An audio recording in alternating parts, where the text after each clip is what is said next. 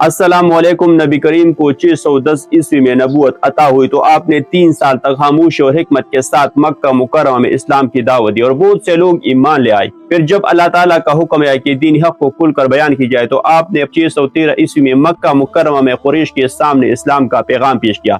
ये नूरी हिदायत था, लेकिन कुरैश के सरदारों ने इसको रद्द किया और इसके बाद मुसलमानों पर जुल्म शुरू किया। ऐसे सख्त और तकलीफदा हालात में नबी करीम ने अपने जानिसार सहाबा को सुल्तनत हबशा को हिजरत करने की इजाजत दे दी। हबशा जो आज के मशरकी अफ्रीका के इथोपिया और इरिट्रिया के इलाकों पर मुश्तमिल था, एक ताकतवर ईसाई सुल्तनत थी।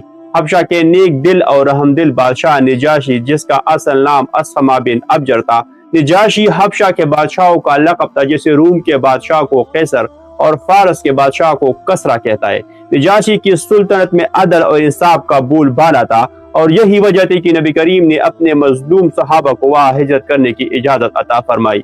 महबूब नबी के इशारे पर 5 नबवी 615 ईस्वी में 12 मर्द और 4 खवातीन ने हबशा की तरफ हिजरत की, जिसमें बहुत जलीलुल कदर सहाबा शामिल थे। सहाबा किराम ने समंदरी रास्ता इख्तियार किया होगा क्योंकि जजीरा नुमा अरब और हबशा के दरमियान बहीरा अहमर यानी रेड सी है। बहीरा अहमर के एक तरफ जजीरा नुमा अरब है और दूसरी तरफ हबशा थी, और उस वक्त मक्का मुकर्रमा से हबशा तकरीबन 1600 किलोमीटर दूर था।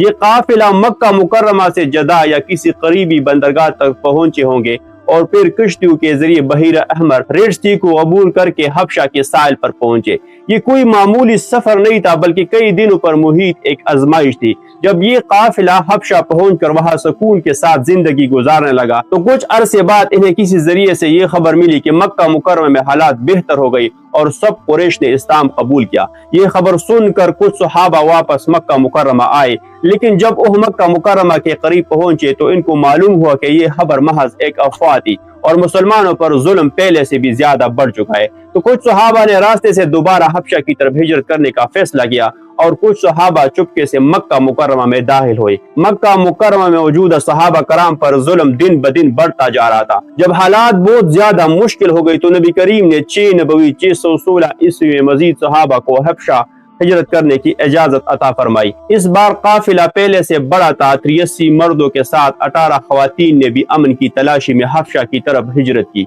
हिजरत करने के बाद हबशा की सरजमीन पर इन्हें वो सुकून और आजादी मिली जो मक्का मुकर्रमा में नहीं थी। यहाँ वो बेखौफ होकर दिन पर अमल करते और आराम से जिंदगी गुजार रहे थे। लेकिन जब कुरैश ने देखा कि मुसलमान हबशा में सुकून और आजादी के साथ है तो वो सख्त बेचैन हो गई। इनको ये गवारा न था कि मुसलमान अमन के साथ किसी और सरजमीन में अपनी नई जिंदगी बसर करे। तो कुरैश ने एक चाल चली और फैसला किया कि मुसलमानों को किसी भी सूरत मक्का मुकर्रमा वापस बुलाकर वहां दोबारा इन पर सख्तियां की जाए। उस मकसद के लिए कुरैश ने अपने 2 होशियार और तजुर्बाकार सरदार उम्र बिन अल-आस और अब्दुल्लाह बिन अबी रबिया को मुंतखब किया। ये दोनों कीमती तहाइफ लेकर हबशा रवाना हुए ताकि बादशाह निजाशी को मुसलमानों के खिलाफ कायल कर सके। हबशा पहुंचकर सबसे पहले उन्होंने निजाशी के दरबारी वजीर को तहाइफ पेश की और इनसे दरख्वास्त की कि वो बादशाह के सामने मुसलमानों के खिलाफ बात करे। फिर वो निजाशी के दरबार में हाजिर हुए और निहायत चालाकी से अपनी बात रखी। ए बादशाह, हमारे कबीले के कुछ लोग यहाँ आपके मुल्क में आ गए हैं। उन्होंने न सिर्फ हमारा आबाई दीन छोड़ दिया बल्कि उन आपके मजहब पर है और न हमारे। हम इन्हें वापस ले जाना चाहते हैं ताकि वो हमारे दरमियान रहे और अपने आबा व अजदाद के दीन पर वापस आ सके। आपसे दरख्वास्त है कि इन्हें हमारे हवाला कर दिया जाए। लेकिन निजाशी एक दानिशमंद और इंसाफ पसंद हुक्मरान था। उसने बगैर तहकीक के कोई फैसला करने से इनकार कर दिया और कहा, मैं बगैर तहकीक के इन्हें किसी के हवाला नहीं कर सकता।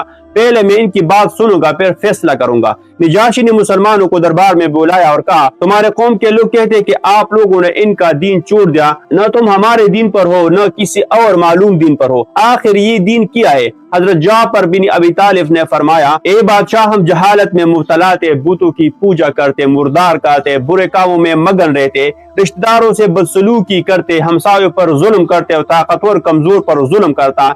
ऐसे में अल्लाह ने हम पर रहम फरमाया, हम में से एक को अपना रसूल बनाकर भेजा जिसकी सच्चाई, अमानत और पाकीज़गी को हम पहले ही जानते थे। उसने हमें अल्लाह की वहदानियत की दावत दी, हमें सच बोलने, अमानतदारी, सिला रहमी, पाकीज़गी और हुकूकुल इबाद की तालीम दी, हमें शिर्क, बदकारी, झूठ और जुल्म से मना किया। जब हमने इस पैगाम को कबूल किया तो हमारे कौम हम पर टूट पड़े, हमें सताया, जुल्म की और हमें मजबूर कर दिया कि हम अपने दीन को छोड़ दे। جب ہم پر زندگی تنگ کر دی گئی تو ہم نے آپ کے ملک میں پناہ لی، کیونکہ ہمیں یقین تھا کہ آپ ایک عادل اور انصاف پسند حکمران ہیں اور یہاں ہمیں ظلم سے نجات ملے گی۔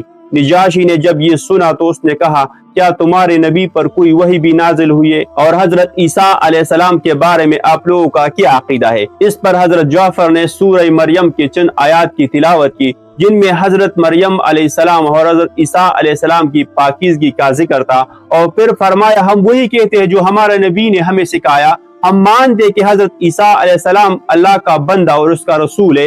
یہ سن کر نجاشی کی آنکھوں میں آنسو آ گئے اور اس نے زمین سے ایک تنکا اٹھا کر کہا، اللہ کی قسم، جو کچھ تم نے بیان کیا ہے اس میں اور جو کچھ حضرت عیسیٰ علیہ السلام لائے ہیں اس میں ذرا برابر بھی فرق نہیں ہے۔ میں تمہیں ہرگز تمہارے دشمنوں کے حوالے نہیں کروں گا اور آپ لوگوں کو اپنی حفاظت میں رکھوں گا۔ پھر نجاشی نے قریش کے سفیروں کو کہا، جاؤ، میں ان لوگوں کو کبھی تمہارے حوالے نہیں کروں گا اور میں تمہارے تحائف بھی واپس کرتا ہوں، مجھے ان کی کوئی ضرورت نہیں ہے۔ قریش کے دونوں سفیر ناکام اور شرمندہ ہو کر مکہ مکرمہ واپس ہوئے اور یوں صحابہ حبشہ میں مکمل امن و سکون کے ساتھ کئی سالوں تک وہاں مقیم رہے۔ یہ سرزمین ان کے لیے ایک محفوظ پناہ گاہ ثابت ہوئی جہاں انہیں آزادانہ طور پر اپنے دین پر عمل کرنے کا موقع ملا۔ بعض صحابہ 625 عیسوی میں ہجرت مدینہ کے بعد نبی کریم کے پاس مدینہ منورہ آئے اور کچھ صحابہ 628 عیسوی میں فتح خیبر کے بعد حبشہ سے مدینہ منور آئے۔ جب 9 ہجری 631 عیسوی میں نیک سیرت اور عادل بادشاہ نجاشی اسقمہ بن ابجر کا انتقال ہوا اور جب نبی کریم کو ان کے انتقال کی خبر ملی تو آپ نے مدینہ منورہ میں ان کے لیے غائبانہ نماز جنازہ ادا کیا۔